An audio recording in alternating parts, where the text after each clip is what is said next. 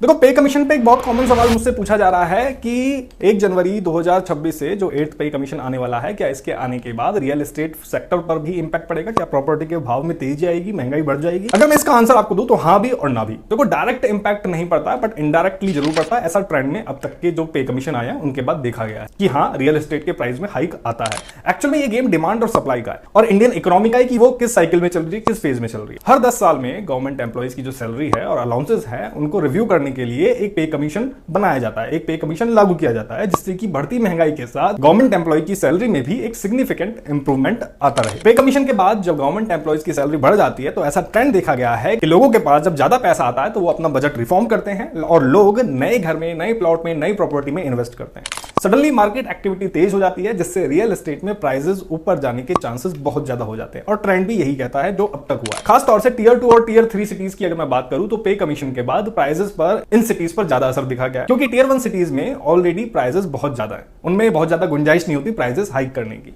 वहीं टियर 2 और tier 3 cities में नए प्रोजेक्ट के लिए भी वेट किया जाता है कि हाँ, पे कमीशन आने तो फिर प्रोजेक्ट लॉन्च करेंगे नई प्राइसेस पे। जयपुर इंडिया की टॉप 10 टियर 2 सिटीज में से एक है जो इस वक्त फास्टेस्ट एंड ग्रोइंग मोड में एक्टिव है। तो मुझे लगता है कि ये सही वक्त है रियल एस्टेट में इन्वेस्ट करने का, जिससे कि एक सिग्निफिकेंट अमाउंट ऑफ प्रॉफिट अगले 1-2 साल में कमाया जा सके। बाकी जेडी और रेरा अप्रूव्ड प्रोजेक्ट्स में अपना बजट सेट करते हुए इन्वेस्ट करने के लिए नीचे दिए गए नंबर पे आप व्हाट्सएप या फिर कॉल कर सकते हैं और ऐसी अमेजिंग इंफॉर्मेशन के लिए चैनल को फॉलो करना ना भूलें। धन्यवाद।